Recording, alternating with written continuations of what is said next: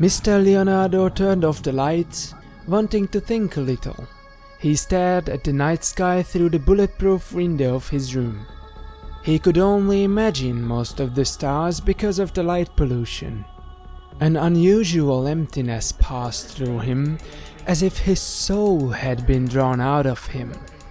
He could have gotten anything he wanted: alcohol, women, drugs, delicacies, entertainment, company, loneliness, death or love, but he found no consolation in either, like a water bottle full of sand.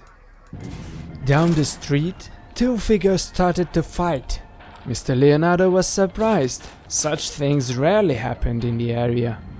One had a sword in his left and a rifle in his right hand. The other, at first glance, seemed unarmed and helpless. He was hit twice, yet the battered armor somehow protected him from death. There was something in him that held the attention. Mr. Leonardo was watching the duel in amazement. He was almost mesmerized by the movement of the creature dancing away from the strafing bullets. He was so energetic, ready for action, so radiant with life, that Mr. Leonardo wanted to have that ability for himself. As the man set out to assault his opponent, Mr. Leonardo thought, "It's like the earth is propelled by his feet." The radiant creature caught the hand that was about to strike, then, knocking over the attacker, took his sword. He slammed twice with the newly acquired weapon, while pushing aside the barrel of the rifle pointing at him. With the third jab, he found a gap in the armor. On the fourth try, the blade penetrated deep between the plates. He spun around in search of another enemy, but there was no one nearby. He dropped the weapon and raced with his nimble footsteps toward the shadows. Mr. Leonardo managed to scan him, and based on the evaluated data, the computer compiled a summary of the person, which was read out by a pleasant female voice. He's wearing illegally modified show-and-drop battle armor. Weapons: flamethrower, grenades, dagger, blade in the forearm guard, and a grappling hook. There are 2 unidentifiable objects on its armor, as well as attachment points for a grenade launcher. Registered as a bounty hunter. His identity is unknown. I'll hire him, Mr. Leonardo thought. I still can't understand why he chose me, the bounty hunter muttered to himself. Okay, I've had a few successful missions, but that's not enough to earn Mr. Leonardo's approval. We have never even met. Garaphor was afraid of the powerful man. Anyway, that's how it is. That's how it is. Either way, he was there at the agreed place. He could not miss such an opportunity due to a slight concern. Gar, already bored, was looking at the screen built into his forearm protector to organize his to-do list when 2 figures came who introduced themselves as representatives of Mr. Leonardo. He had to go with them. They even put a blanket over his head in front of the building, then put him on a trolley of some sort to make sure he cannot decipher anything about the place. If I turn on the flamethrower now, the face of the heavily breathing guy will melt like cheese. They traveled for a surprisingly long time. He was eventually freed in a windowless room. His captors politely apologized and even wanted to dust off the worn armor and cloak, but Garaphor pushed them aside. He was transferred to another room where his weapons and armor were taken away. You could have invited me to join in a more cordial way, Garaphor began. But then he realized whom he was talking to, so he quickly added, "Sir." Leonardo took a deep breath, exhaled for an extended time, then spoke calmly and politely. "I'm sorry, but perhaps the precautions are understandable. There is a state of emergency. I'll try to make up for the inconvenience with a little extra." Mr. Leonardo and Garaphor sat on minimalist metal chairs in the weapon manufacturer's office, where these two were the only pieces of furniture, which made it easier to find any bugs. Mr. Leonardo, as he got older, became more and more fond of storytelling, and it felt nice to boast with his successes.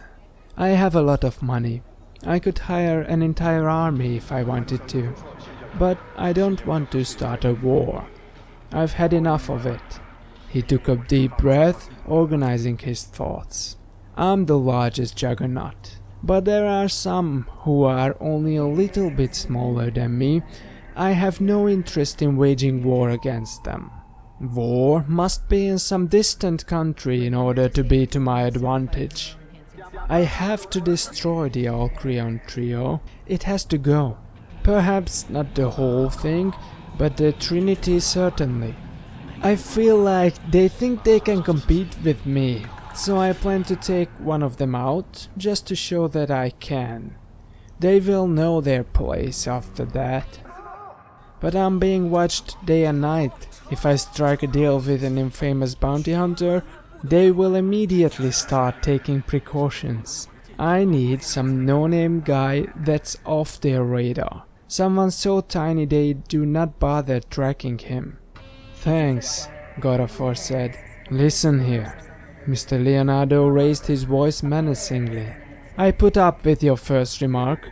This second one is a warning, and if you make another sarcastic comment, I'll cancel the deal. Or worse." "Understood." Garaphor swallowed loudly, pretending to be frightened, in hopes that it would make Mr. Leonardo feel better. Death didn't faze him anymore. "You're very talented." The interlocutor leaned back in his chair. "I suppose you are also an expert in mechatronics?" "I am," Garaphor said without pride. Mr. Leonardo nodded with a smile. "Let's get back to the task at hand." In a few minutes, he told Garaphor the details of the assignment, paid a hefty sum in advance, then set him on his way. First of all, Garaphor made an escape plan. Had to take serious precautions if he wanted to attack someone even Mr. Leonardo is reluctant to provoke. He felt comfortable in the modified vehicle as the tires were rubbing against the asphalt, hurling him towards the unknown. He was looking for a small town, one that is too small for the target to have an interest in, but large enough that its inhabitants do not know each other and a stranger does not stand out. He made a list of possible places, but he was forced to visit them all personally. Maps do not include information on which figure of organized crime has jurisdiction over the cities. Stopping in front of an inn advertised by the corner sign, he sighed. He was already visiting the 20th place and he was starting to get grumpy. He entered the inn without armor to avoid referring to his occupation with his attire. A repulsive-looking bartender at the counter was staring at the news. "Good afternoon. Can I rent a room here?" "Yes, there are rooms upstairs." The bartender's voice was so raspy that Garaphor started coughing, trying to clean his own throat. "Can I park my car somewhere?" "If you rent a room, yes." Garaphor nodded and headed back. This one will do. He was tired of searching, and he felt a little reassured about the stinky place. This will do. Garaphor blinked with his left eye during reconnaissance. He didn't want to wink, his right eye didn't have an eyelid. In fact, his entire eyeball was missing. It was scraped out by someone whose name Garaphor didn't even know. From then on, tiny cameras hidden at several points behind the bulletproof glass of the helmet gave him a viewing angle of 270 degrees. The cameras functioned much better than the biological organ. They were able to magnify what was seen with optical lenses, and the information was fed to the brain at an efficiency of nearly 500 frames per second. To the brain that was always intent and searching for connections. Let's see. Krieg lives on the edge of a wealthy neighborhood, almost right next to the highway. This is good. Very good. The whole mansion reeks of a grandiose sense of self-esteem, Garaphort thought. At first glance, it seemed like no one was around, but security guards were hiding in each corner of the estate. However, in the house there were only 5 people. The target was presumably among them. Garaphor's instruments could not identify them. He guessed only by the sonar. He decided to risk going closer. He carefully sneaked into the hiding place of the hedge. He wore a hooded cloak. Like many other bounty hunters, he tried to imitate Demolohis. His armor, as its name suggests, was designed for battle. That's why Garaphor was so effective in melee. He perfected the installation and installed some upgrades, so the stealth mode allowed him to walk as silently as a spider. He felt adrenaline rush through his veins, as if he himself had been put into destruction mode. For the time being, he had to wait with the destruction there. He hadn't lost his mind to attack the dozens of guards, he just wanted to map the place. Like a panther, I just go over there, survey the house, the kind of resistance I can expect, then I go home and start to prepare. I'll come back and take care of this. It can be done. Freeze! Shivering in fright, Garaphor tried to dig his heels in the ground, reached for his gun and thought, it's time to improvise. He knew, since they saw him, they would at least double the defense by the time he ventured back. He was almost certain that the target was in the building. He had to act immediately. He began to emit a jamming signal, then began sprinting towards the entrance. Garaphor was hit by submachine gun fire. 9mm projectiles were ricocheting off his armor in all directions. He ducked, returning the fire after a roll on the ground. The guards wore bullet-resistant clothing, but that wasn't enough to stop the lead fired with deadly precision. The attacker quickly fell. Garaphor immobilized another security guard and his unfortunate friend, then burst into the room and stabbed Krieg, who was trying to dress. Gar wasted too much time. He recognized the Demolohis in the next room and also that he had to leave urgently if he wanted to live. He fled through the door. Meanwhile, he was constantly tossing back grenades. The security guards must be waiting for me. The explosions slowed down his rival, giving Garaphor a chance to sprint to the corner. He dropped a bomb with a motion sensor on the ground, into which Demolohis stumbled carelessly. This prevented any further pursuit on his part. The radar showed the floor plan of the building. Garaphor knew where he was going. He also knew that guards were waiting at the exit, so he made a new one on the ceiling. Turning around, he tried to take a look at his pursuer, but he didn't see Demolohis, which kept him uncertain. He's either left behind or about to flank me. He dove backwards into a somersault from the top of the building like a scuba diver. The landing impact was benevolently reduced by the armor's mechanism. He ran to his car, started the engine and left behind the crime scene. Gar began to ignite the accelerators, flooring the throttle. He filled up with adrenaline as the kidney-tearing force of the engine pressed him into the seat. Someone sent a rocket after him. The defense system automatically fired the flares, but the detonation still damaged the vehicle. Gar skidded in front of a peacefully driving father heading home on the highway, who, after seeing the tongues of flame coming out of the accelerators, braked in horror. Some of Prigg's men tried to follow Garaphor, and one of the expensive SUVs ran into the unsuspecting father's car. Garaphor raced on, letting out an exultant cry as the tires rubbed against the highway, launching him in the direction of freedom and wealth. Garaphor was sitting in the rented room. He detached his armor piece by piece, then removed the bottom layer as well, which protected him from impacts and housed certain electric circuits. He could almost feel his skin breathing again as he finally sat in his underwear on the edge of the bed. Many men need this kind of rest after exertion.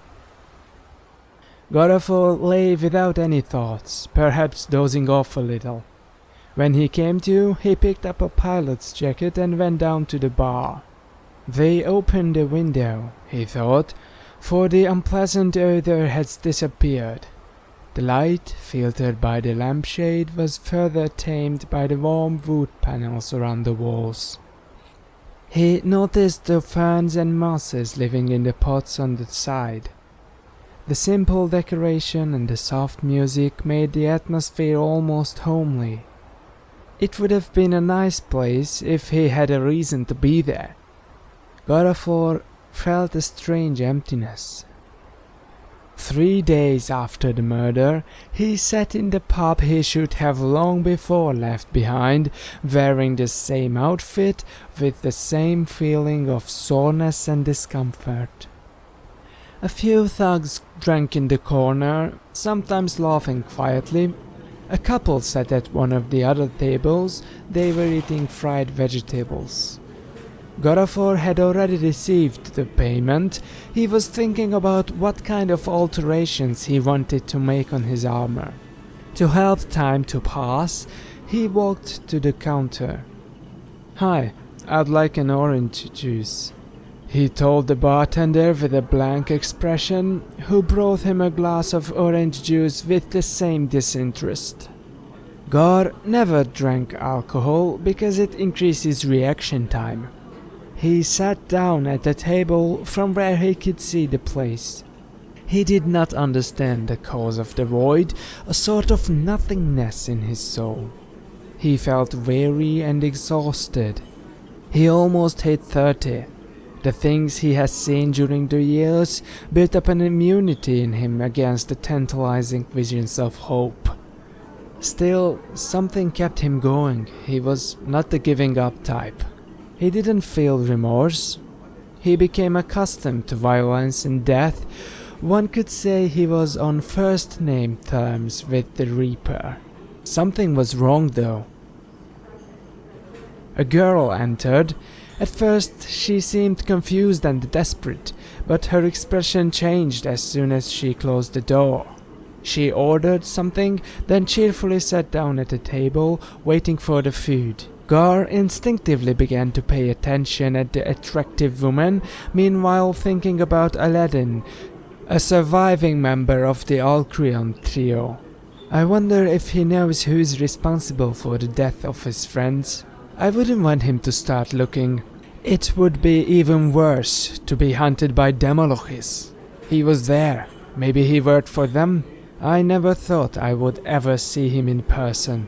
While a bounty hunter isn't supposed to be driven by a personal agenda, the desire for revenge often triumphs over the voice of reason. Sometime later, parting from the group in the corner, a man approached the newest guest. He introduced himself and sat down at her table. Garaphor stolidly watched the unfolding events. It would be nice to know if Demolochis is mad at me. She tolerated the man's confidence, but when he touched her hand, the woman pulled it away without being embarrassed. Yet, how could I have known the Malochis played a role in this?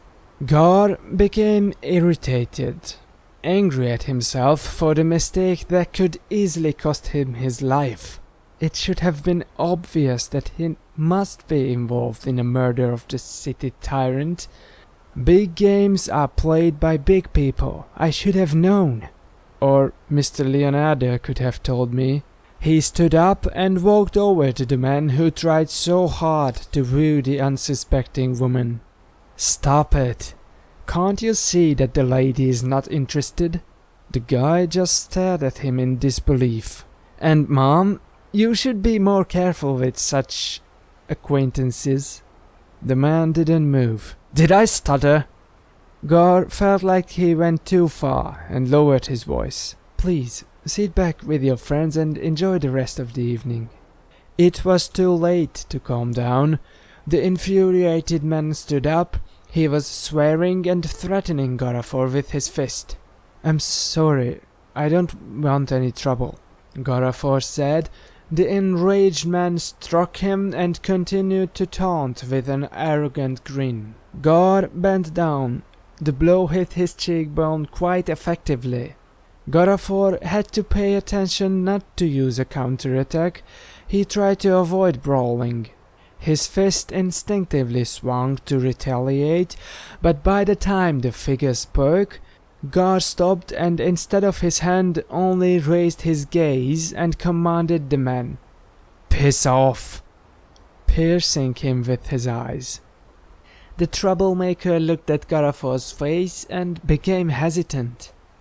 It was unclear whether he obeyed Garaphor or the innkeeper who had arrived in the meantime, but he was about to leave. His friends managed to convince him that the woman was not worth the trouble. I'm sorry, Garaphor turned to the young lady. I had no intention of getting you in trouble. He was patting his aching nose.